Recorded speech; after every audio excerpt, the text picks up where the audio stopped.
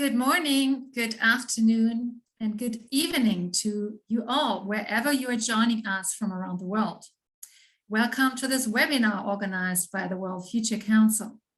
My name is Alexandra Wandel, and I'm Executive Director of the World Future Council. I'm delighted to be moderating today's session called Towards a Toxic-Free Future, Success Factors of Chemical Policymaking on the example of lead in paint. The event is held on the occasion of the first Global Sustainable Chemistry Week. Never before in history did our decisions and actions have such profound consequences.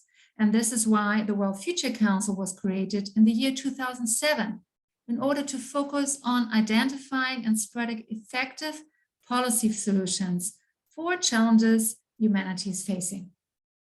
We honor these policies and make them known with our Future Policy Award. The Future Policy Award is the only award that celebrates policies that create better living conditions for current and future generations at an international level and in partnership with UN and other international organizations. The awarded policies provide an excellent starting point for a race to the top to secure a safe world for our children and future generations. And every year, our council identifies a topic that is of particular urgency. Now, climate pollution or chemical pollution is right next to climate change and biodiversity loss, a major global threat. Whilst it is widely acknowledged that we need to urgently tackle climate change and nature loss, far too little is actually known about chemical pollution and its devastating impact on human health and the environment. And for this reason, the World Future Council decided to dedicate its 2021 award on the issue of protection from hazardous chemicals. And so we celebrated these awarded policies in partnership with UNEP, SAICM, UNDP, ILO, UNITAR, the OECD, and with support of the Federal Ministry of the Environment, Nature Conservation and Nuclear Safety, the Federal Environment Agency, the Michael Otto Foundation, the JUA Foundation. And today we are here to seek and present to you a specific policy that was also awarded, a policy on lead and paint. So we are very happy to welcome you here to our webinar, and I will like to present to you now also the panel that will be speaking today. So in the next hour, we will be hearing from Dr. Jutta Emig from the Federal Ministry of the Environment, Nature Conservation, and Nuclear Safety. She will give a short keynote address outlining the major challenges which lie ahead of us, the role of SAICM and of exemplary policies. We will then see a brief film of UNICEF about the dangers of lead and paint. Thereafter, we take a look more closely into the Philippine regulation, the first successful lead and paint regulation in the whole of Southeast Asia, which was recognized with our Future Policy Special Award. We will listen to a presentation about the policy by Mr. Edward Navaluna from the Department of Environment and Natural Resources in the Philippines. We will then move on to our panel discussion, and our renewed panelists will then explain exactly about why actually few countries have so far enacted a ban on lead and paint and what triggers governments to act and which success factors exist that make national policies work. During the discussion, you're all very much invited to ask questions also to the panelists and to make comments in the chat function. Besides Dr. Jutta Emig and Mr. Navaluna, we are very happy also to welcome as panelists Mrs. Angela Bandermeer from the US Environmental Protection Agency. She is the chair of the Advisory Council of the Global Alliance to Eliminate Lead Paint, and Dr. Tadessa Amera from the International Pollutants Elimination Network. Thank you all distinguished speakers for accepting our invitation and making time to speak to us today. Please note that this webinar is also live streamed on Facebook, so please also join the conversation in the chat on Facebook and in Zoom. We really want to know your thoughts. It's going to be a very interesting program filled with hope and with inspiration. We will now start with the keynote address by Dr. Jutta Emig, who heads the Division International Chemical Safety, Sustainable Chemistry at the German Federal Ministry for the Environment, Nature Conservation and Nuclear Safety. Dr. Emig, the floor is yours.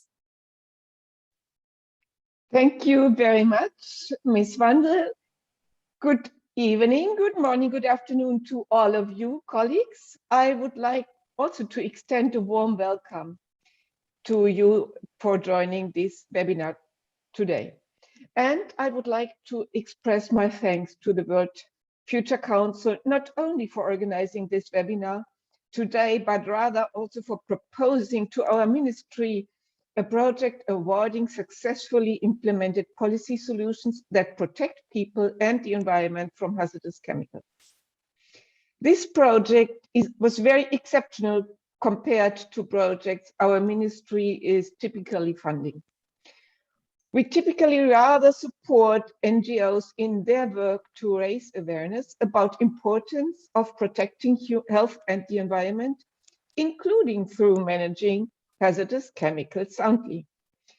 We certainly continue to support such type of projects as we regard them as essential to raise political and public awareness.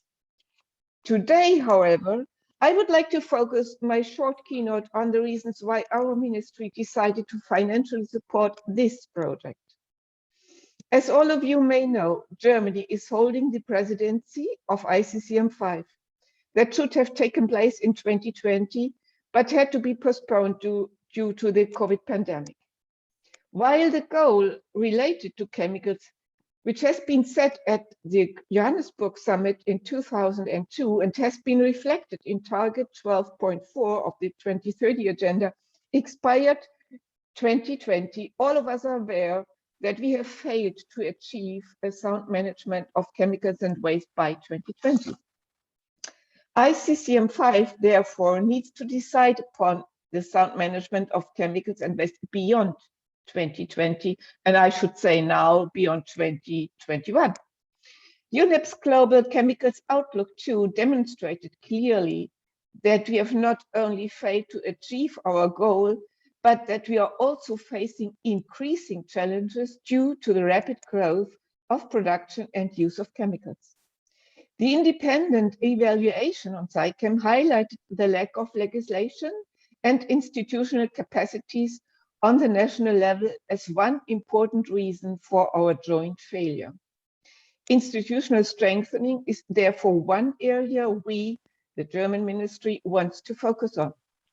We are aware that very often the lack of political awareness regarding the relevance of the sound management of chemicals and waste for sustainable development presents a major challenge for colleagues in charge of implementing the sound management of chemicals in their countries.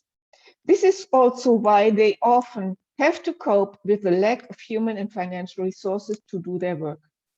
I believe that the Philippine legislation awarded by the Future Council on lead in paint provides an excellent and inspiring example.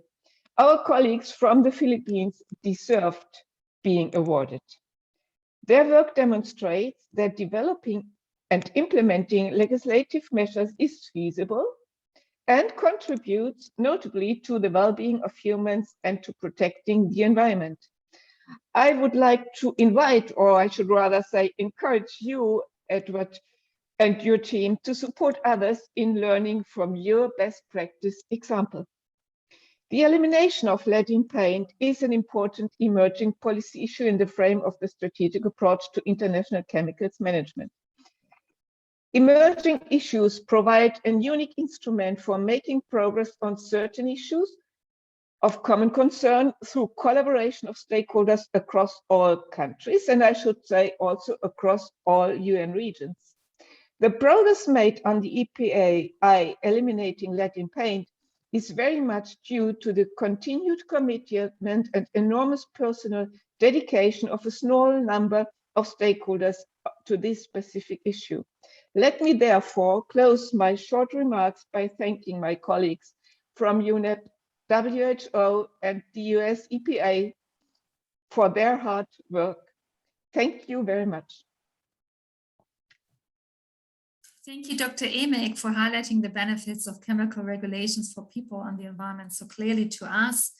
And in relation to the issue of lead in paint, the UN Special Rapporteur on Toxic Waste estimates that exposure to lead causes 143,000 cases of deaths and 600,000 cases of intellectual disabilities in children every year. And one of the main causes of lead exposure is lead in paint. And therefore, let us see now a short video from UNICEF on why lead poisoning is a danger to our children's health, before we then move to learn what we can do about this important issue. Thank you.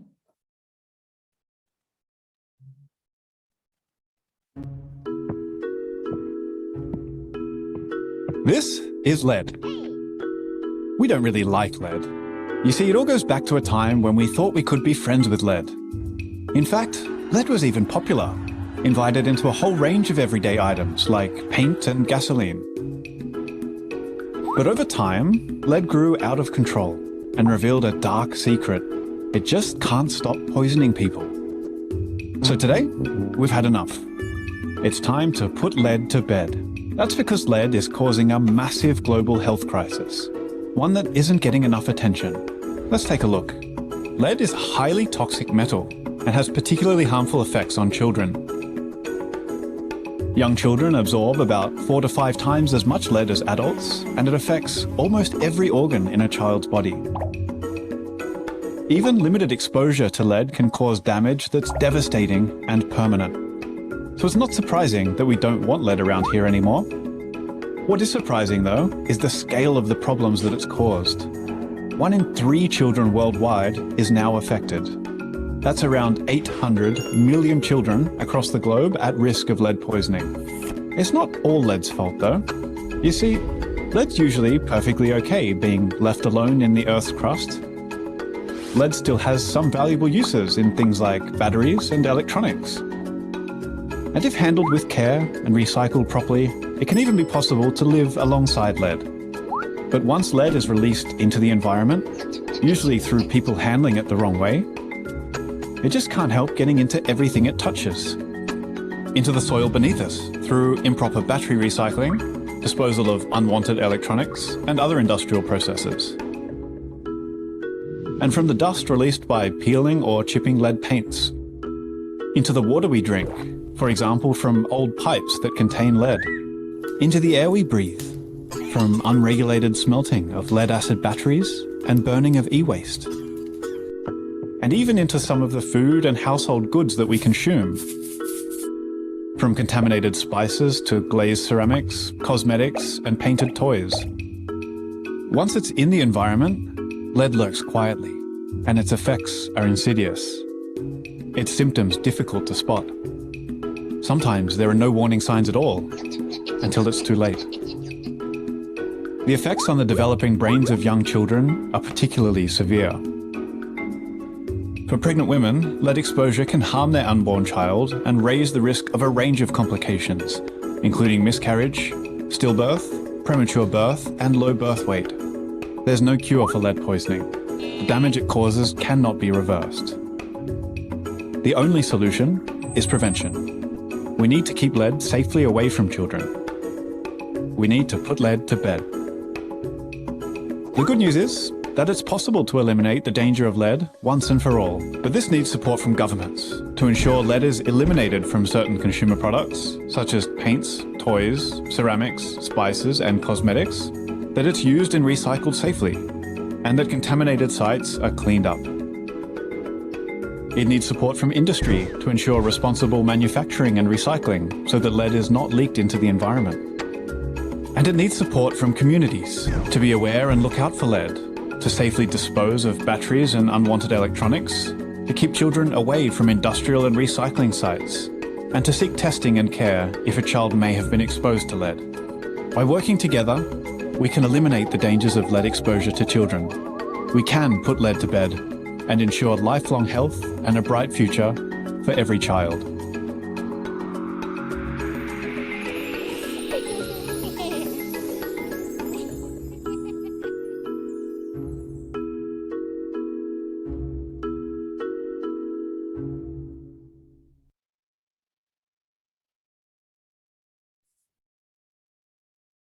Ladies and gentlemen, it seems absolutely clear that we urgently need to take bolder action on this matter. Still, many low and middle income countries do not impose any or only high limits on lead in paint. So let us visit now the Philippines, a country that proved that the use of lead in paint can be successfully banned. Its lead-safe paint policy that received the Future Policy Special Award 2021 in the category of lead in paint. While globally only a few countries have enacted comprehensive bans on the use of lead additives in all paints, the award-winning Philippine policy demonstrates that it is entirely possible to do exactly that. It restricted the use of lead in all paints, including in industrial paints, which generally have lead concentration that are up to 10 times higher. Let us now listen to the presentation of Mr. Edwin Navaluna, who is Supervising Environmental Management Specialist at the Environmental Management Bureau of the Department of Environment and Natural Resources in the Philippines. Mr. Navaluna, the floor is now yours. Okay, thank you. Okay, I'll share my. Okay. Okay, so my presentation is about the chemical control order for lead compounds, which includes the phase of lead in paints. Okay.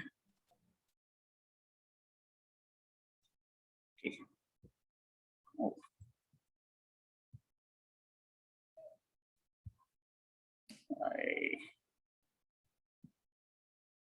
Okay.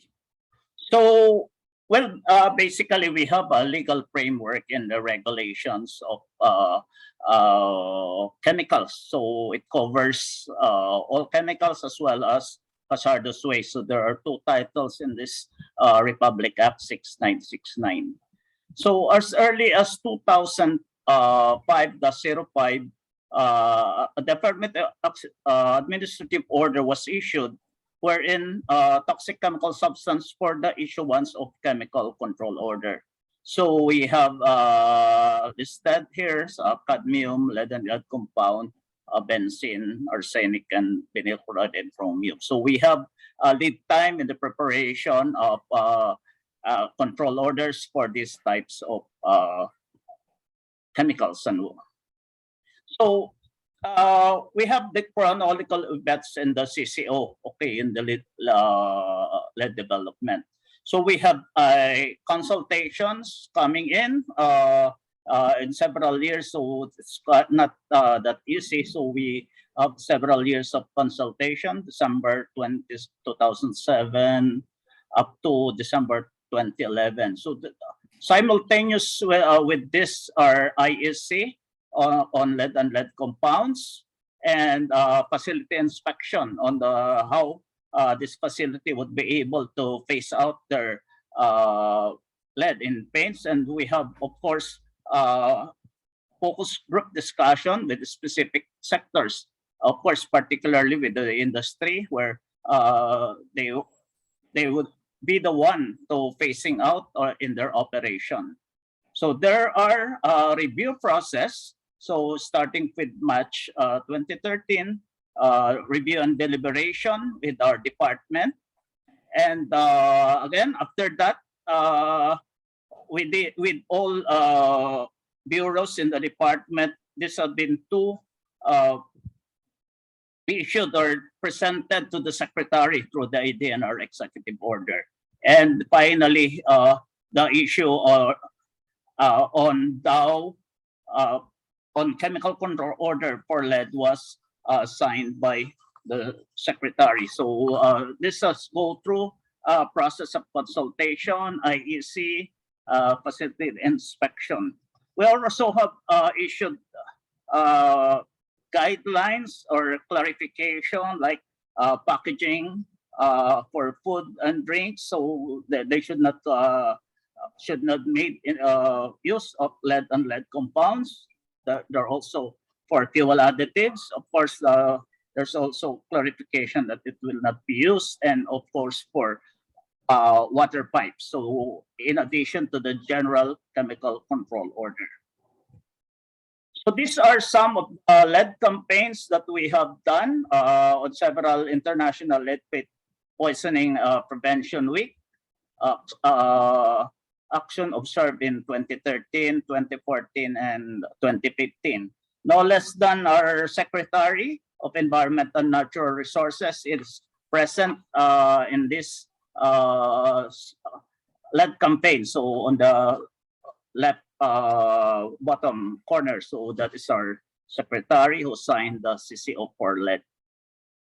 Okay, so part of this are continuing monitoring in lead paints and consumer products to facility inspection, consumer product testing, and stakeholders consultation. So again, thus with the participation of those the industry and in paint manufacturing, or consumers and other stakeholders. So the civil society also push to make it obligatory for school to use lead-safe paint and decorating structures and pictures and amenities. So this is our partners and civil society working with our Department of Education for this. So we see the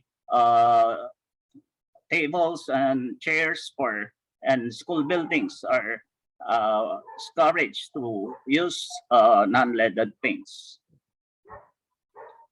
So yeah, another issues of issuance is another government agency that participating on these policies on lead, like the Food and Drugs Administration issued a memorandum on the guidelines of manual notification of toys, child care articles. So there's requirement for license to operate manufacture. So they are regulating this type of materials, articles that may contain lead. So it's another government agency helping on this direction.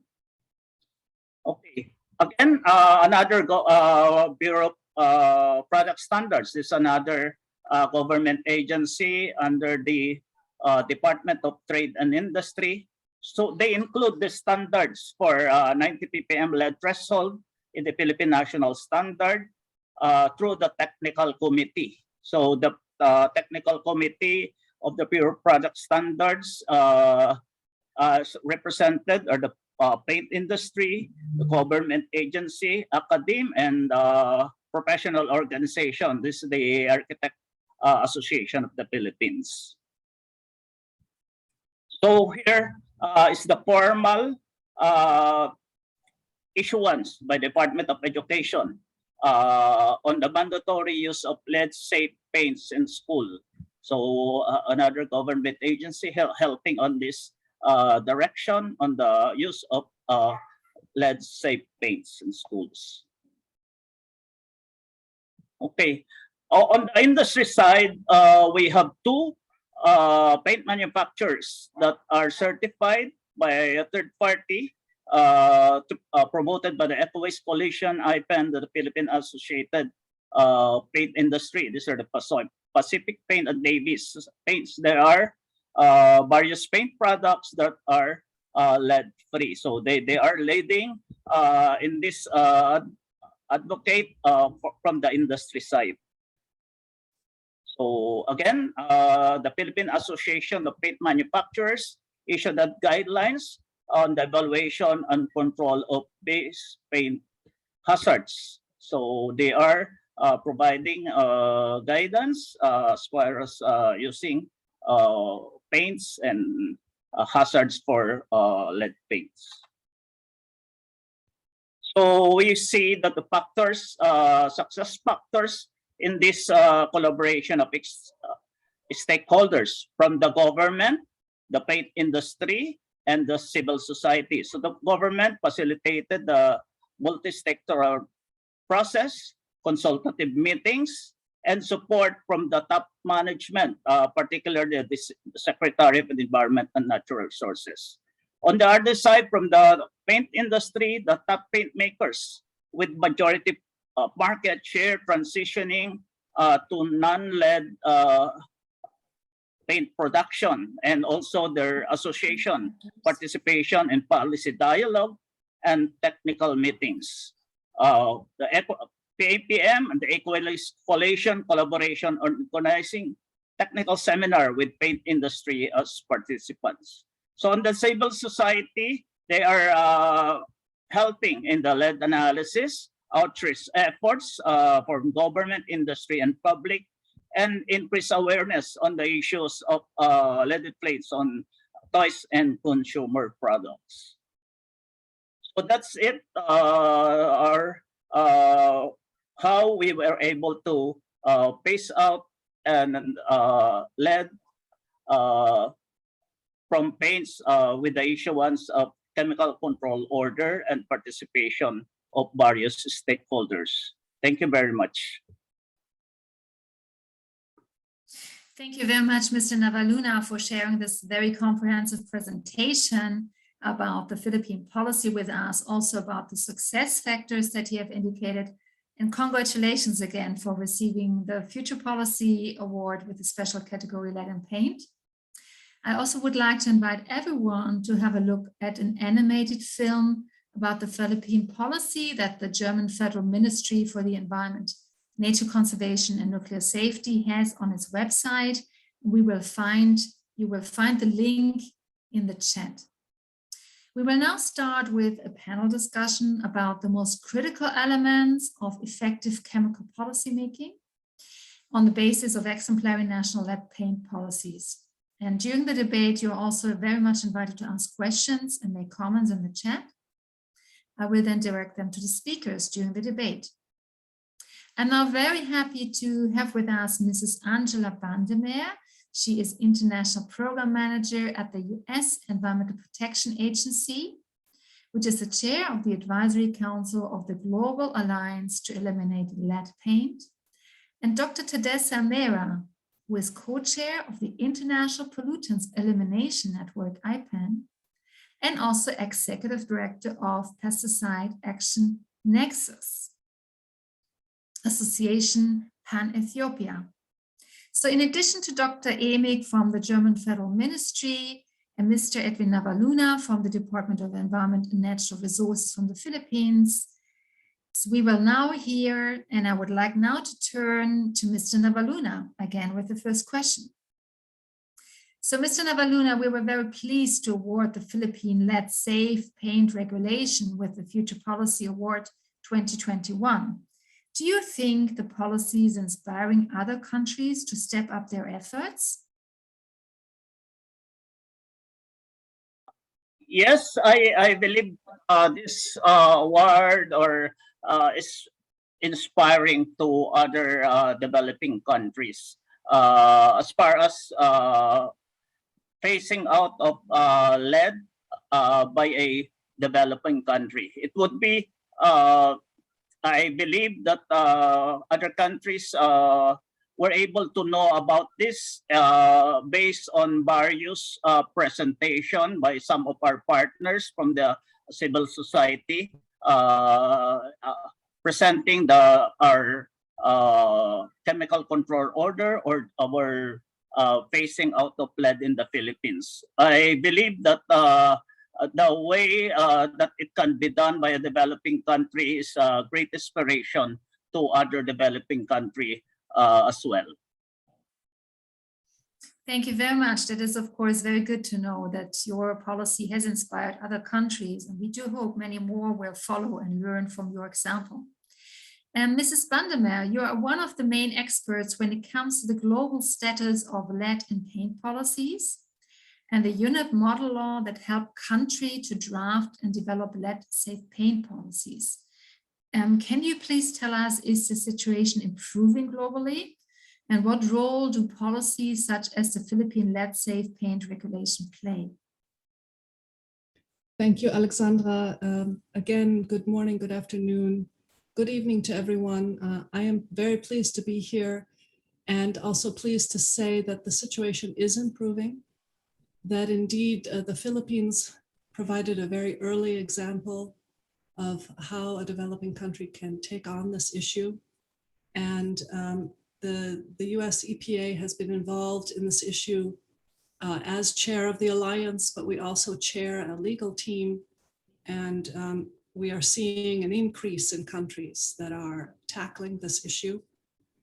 The global momentum is growing, and as evidenced by more and more countries passing laws. In the past 4 or 5 years, it's been about 4 countries per year. But in addition to that, in parallel to that, we are seeing more and more countries beginning to draft laws. And for example, we have reviewed twice as many laws this year as we did last year. And one of the key tools for this is the UNEP model law and guidance for regulating lead paint, which was developed in 2017 and has become the key tool. And the Philippine example was one of the best practices that was considered when the model law was developed. And I'll get into that in a little more detail further on. Yeah, and so the role of the policies such as the Philippines is that the Philippines was one of the first countries to set a low legal limit of 90 parts per million, working together with industry in a multi-stakeholder process. And this has sort of set the tone and enabled us to develop the model law that suggests this low legal limit, and other countries are taking this on board. So it's setting an important precedent as countries pass laws and look at their neighboring countries and the region, and the momentum is growing as countries see through the outreach we're doing and the maps we show with more and more countries with laws. It is something that countries are beginning to take up. Thank you very much, Angela. That's good to know that countries are starting to take this up and that you see some improvement, whilst we have heard that there's still much work to be done. I would now like to ask Mr. Tadesse Amera, as co-chair of IPAN, which plays a key role in banning lead in paint and which has pushed for significant regulatory efforts also in Ethiopia as a director of PAN Ethiopia. So I'd like to know, in your view, which role play the UNEP model law and the work of the Global Alliance and success stories such as the Philippine policy in advancing the elimination of lead in paint in countries like yours? Thank you, Ms. Vanel, and thank you very much also for inviting me to this important event. Hello, everyone. To start with the Global Alliance to Eliminate Lead in Paint, this is a unique initiative which incorporates the UN agencies and government, like the US government, and also IPAN, the civil society umbrella organization, was also part of it, which really pushed the elimination of lead in paint, and which can be a model for other chemical issues as well. So this initiative really pushed and initiated countries like Philippines to come up with the elimination aspects. It starts from the top with the collaboration of UN agencies, government, civil society, and Philippines took that initiative with government, civil society, and the lead paint industry to come together and set up the law, which really limits the production and dissemination and use of lead in paint. So that's a model that can be adopted even for other chemical issues. The UNEP model law, which was drafted and came into being in 2017 also, which was also adopted from Philippines, gave guidance to countries like Ethiopia. We didn't start from the scratch. We had a model from Philippines and also this model law, which came up with the Global Alliance to Eliminate Lead in Paint to draft our law. And Ethiopia formulated the law, and the Council of Ministers of Ethiopia ratified 19 parts per million limit for all paints in Ethiopia. So that's really a road which was paved by the Alliance and by Philippines to be adopted by Ethiopia. And the Philippines case it's not only for Ethiopia, but also for other developing countries in Africa and other third world countries. It was a model in formulating the way that the polluters also ally with the government and civil society in order to come up with elimination of hazardous chemicals like lead in paint. So this was a model which can be even adopted for other chemical issues. So we are really delighted to have this and to be supported with these processes, to have our own regulation in Ethiopia and to save kids and children from the hazardous poisoning of lead in the future. Well, thank you, Dr. Mera, for your inspiring and important information on this very important topic. Let me now turn again to Dr. Emek. Actually, Germany is in an important position at the moment as it is holding the presidency of the ICCM5, which is the governing body of SAICHEM, the Strategic Approach for International Chemical Management. And as you're heading the Division of International Chemical Safety and Sustainable Chemistry at the German Federal Ministry, involved in the negotiation process, how can the process and even more important, the implementation of the future instrument benefit from best practice examples, such as the one of the Philippines? Thank you, Ms. Wandel. And before I come to your question, I would again like, first of all, thank Tadesse for his contribution right now. I forgot in my introductory note to mention IPEN, although it was drafted in there, thanks. I think what's important about the example of the Philippines is it's not only about lead paint, they are going beyond to others.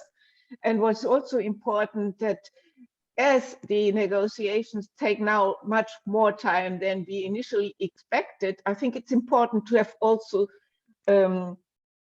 examples for success rather than be impacted only by news that we have not achieved our goals, that we will be increasing challenges, that additional challenges coming from the pandemic are also affecting our work. So positive examples will certainly inspire our work. And while SAICHEM is a voluntary, multi-sectoral and multi-stakeholder platform and will probably remain so, we are aiming at more political commitment from all stakeholders. In my view, strengthened commitment would imply also implementing agreed strategic objectives and targets on the national level, including through legislative measures. And I think that's what we can learn from the Philippine example, how to be successful. And this, on one hand, requires political will in the countries that still lack the respective legislation. On the other hand, industrialized countries are strongly encouraged to support the work.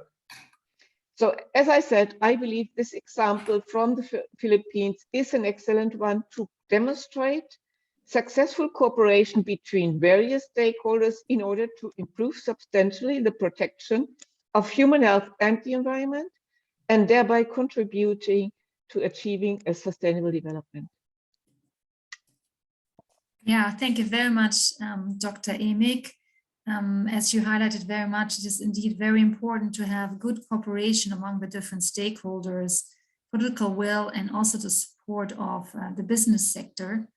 And I would like to ask Mrs. Vandermeer again, which of the key elements that were helping to make the Philippine lead safe paint regulation work, you see work well also in other countries, and which are included in the unit model law? Yes, thank you. So the Philippines has many successful elements, and we're seeing these in other countries as well. I wanted to also add that while there is momentum, about 40% of countries have laws. So we're hoping to increase that over the next years. And one of the most important things where the Philippines sets the example is the importance of stakeholder cooperation, as you said.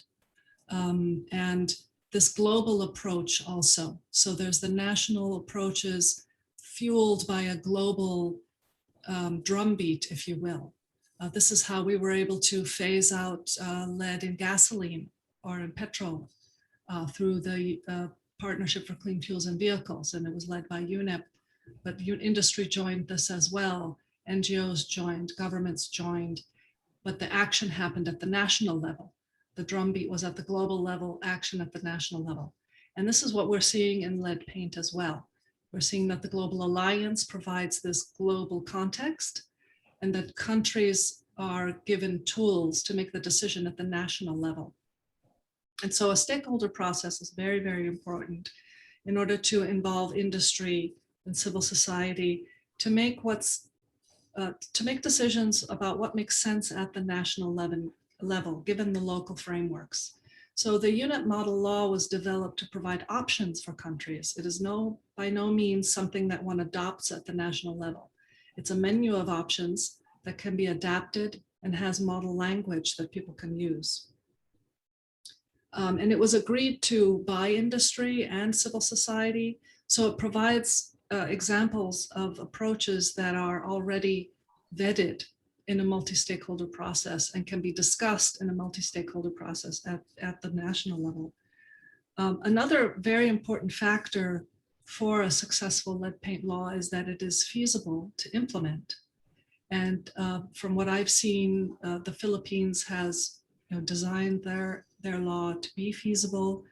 The model law also is designed to make it feasible through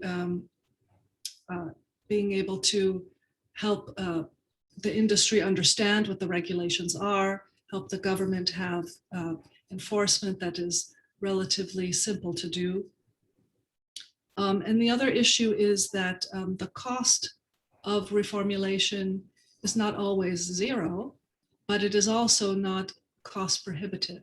And with a signal, the regulatory signal in a country, industry will make the changes that are needed.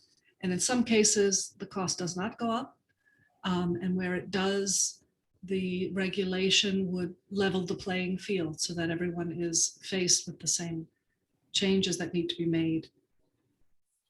And then the other really important piece that the Philippines exemplifies is this idea of establishing governance for sound management of chemicals and using lead paint as the model for this, not only to develop the law, but the model for the process, the stakeholder engagement process, the vetting process with industry, giving industry the heads up that the regulations are coming so that they can be ready to meet them. These are all very important aspects that the Philippines exemplifies, and we're actually seeing other countries taking up as well. Thank you, Angela, very helpful. And if I may ask Dr. Mera, just to complement which elements of the Philippine lead safe paint regulation you consider particularly important, and has it actually been possible in your own country in Ethiopia to reproduce these elements? And if you could briefly answer, that would be fantastic. Thank you. Yes, the Philippines process in the steps that they passed really helped the Ethiopian lead in paint elimination regulation. The first one is the evidence from Philippines was obtained from the civil society in bringing scientific evidence to the government. The government accepted that, and they started formulating that regulation. And in Ethiopia also, Pan Ethiopia is the first one who studied lead in paint in Ethiopia since 2013, 12 and 13. And we gave evidence to the government and the government accepted. So that was a civil society government collaboration, which paved the formulation of the regulation. The second one is 90 parts per million total lead.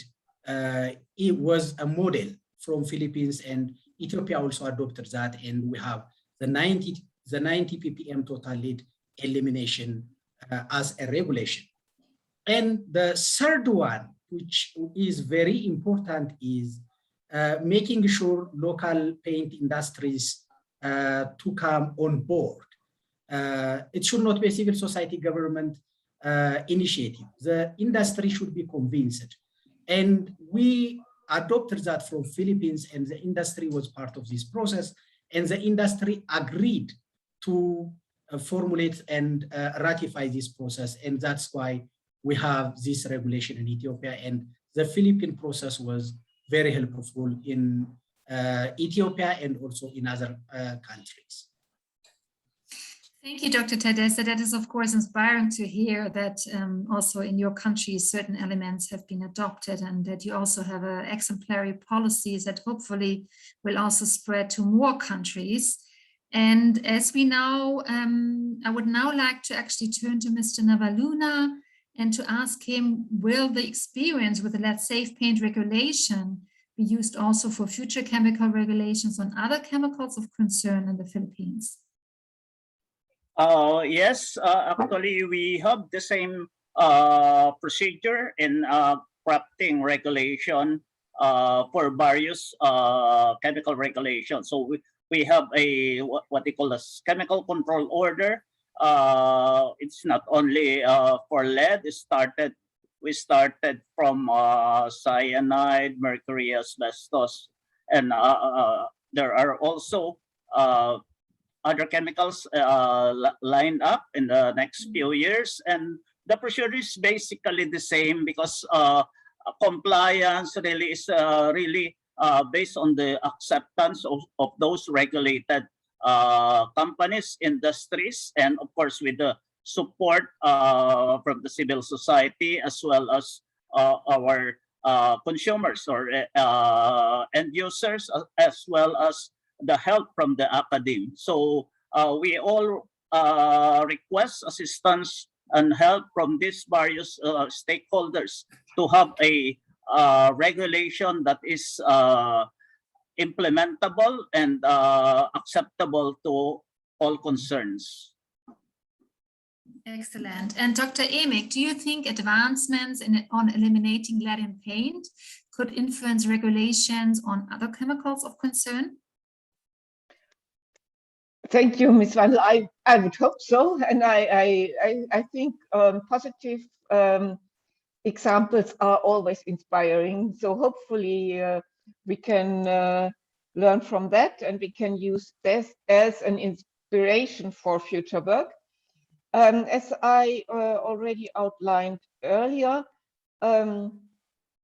I don't see, and I've also seen a comment in the chat regarding a framework convention. I don't see the political will for agreeing on a political, from a legally binding convention, UN convention for the time being. And therefore, I really think that it is important to make sure to provide platforms where stakeholders can work together, as it has been shown for lead in paint. And I really hope that the already involved stakeholders are continuing their work and successfully encourage also others to support the work. Finally, I think what is in discussion in the negotiations, there is the idea of requesting for issues of concern, the existing ones as well as the future ones, to develop work plans for each and every issue of concern, including time-bound targets to facilitate progress.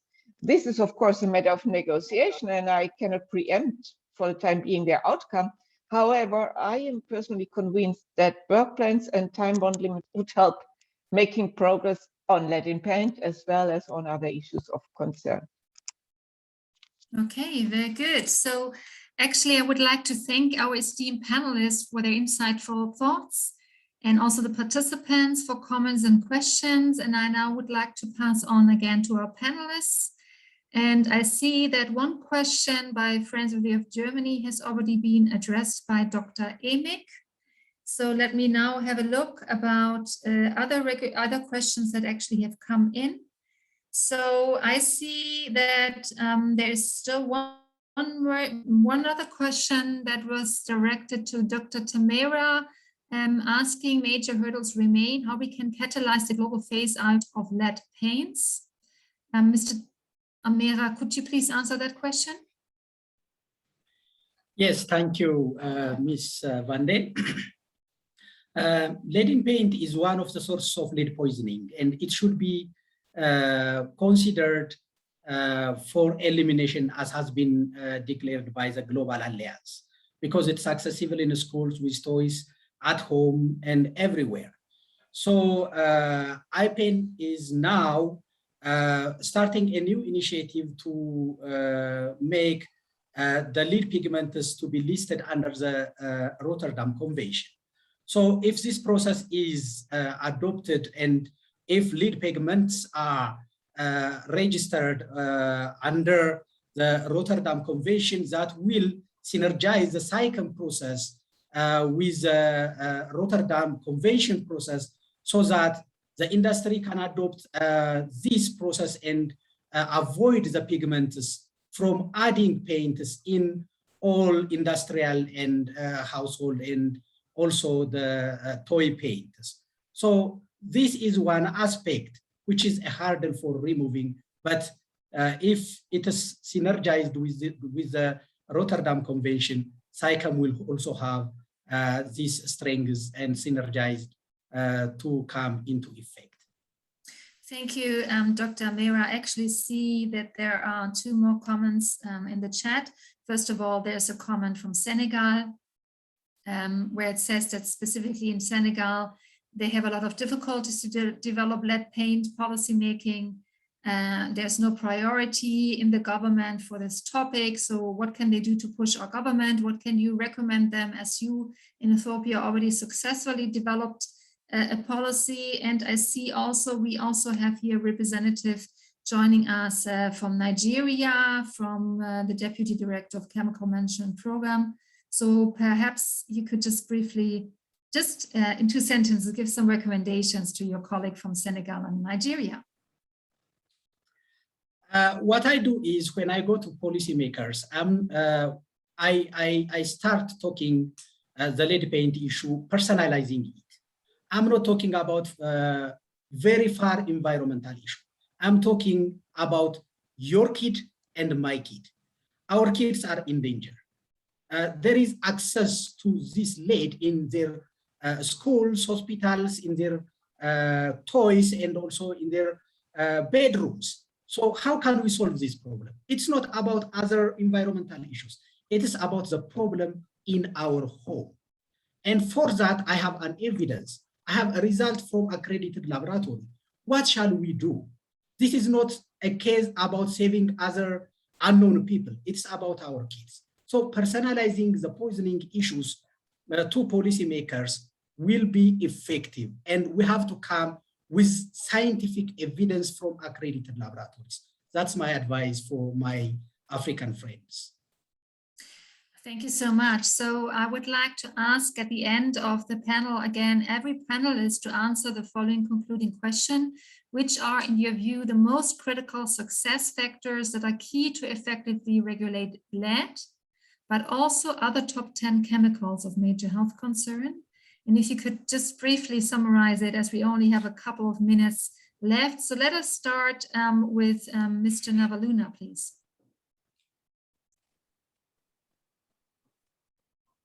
Mr. Navaluna, are you there? Sorry.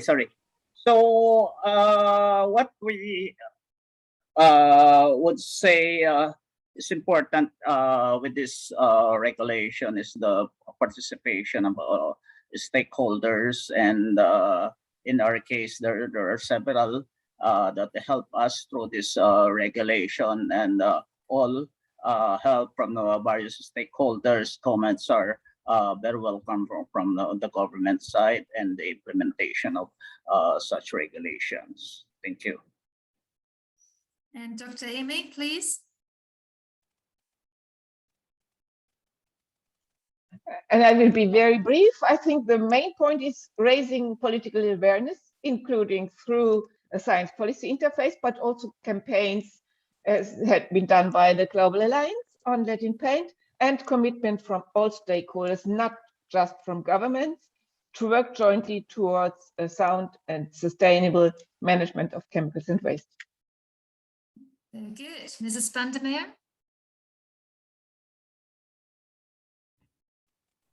Thank you.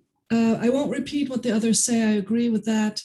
I think to add to it would be, as I said before, a strong global partnership. As we did for lead in fuels, there was a strong partnership. Alliance is a strong partnership. But most importantly, that partnership set clear and achievable goals. So for the Alliance, it's the goal of countries having a law, and most specifically setting a low legal limit. And then a very important piece of this as well is very committed thought leaders, both at the global level and at the national level. Thank you. Dr. Amira, please. Thank you. I also would like to appreciate the initiative of the Global Alliance to Eliminate Lead in Paint. And this can be adopted for other chemical issues. It's not only lead, which is affecting developing countries. For example, highly hazardous pesticides are also problems in the world. So in order to phase out highly hazardous pesticides, a global alliance like the Lead Paint Alliance can be used to phase out and replace with non-highly hazardous pesticides in the world. So this is a very good model that can be adopted not only for HHPs, but also for other chemical issues that are affecting the world. Yes, so thank you so much, Dr. Emek, Mr. Navaluna, Mrs. Vandermeer, and Dr. Amira for sharing your concluding thoughts with us. And I think COVID-19 is also a stark reminder that human and planetary health are very closely linked. We really need to apply a precautionary approach to human health and to step up to protect people and the environment from hazardous chemicals and switch to safer alternatives. And in the interest also of our common future on our planet. So thank you so much for your contribution. I think we're all now much better aware about the significant role exemplary chemical policies can play, and also which are the success factors. We hope this was an inspiring webinar for you. And we also would like to invite you to visit our website, futurepolicy.org, because there we're presenting policies. The Future Policy has been awarded. More than 60 policies from around 40 countries have been totally awarded. And also you find more information there about positive drivers, changes, implementation factors, and what can be learned from them. We were very pleased to contribute to the first Global Sustainable Chemistry Week, which this week raises awareness for the concept of sustainable chemistry. And I would like to end the session with a huge gratitude for our esteemed speakers for accepting to share your time and your expertise with us. We are very grateful. And to all of you, cherished participants and listeners who joined us on Zoom and on Facebook, we thank you also for your time, for your listening, participation, and your contribution. We really hope you will be ambassadors for a toxic-free future in your various communities and help us to push for healthy and sustainable societies. Finally, I'd like to thank the entire team at the World Future Council who has worked behind the scenes to make the webinar a success. Ingrid Fritsche, Damian Kramer, Samir Kassib, Miriam Peterson, Anna-Lara Steen. Thank you so much for your dedication. And finally, we invite you to follow the World Future Council on our social media handles, on Twitter, Facebook, LinkedIn, Instagram, and to subscribe to our newsletter on our website. So don't miss out future webinars. So thank you very much to all of you and see you another time. Enjoy the rest of your day. Goodbye.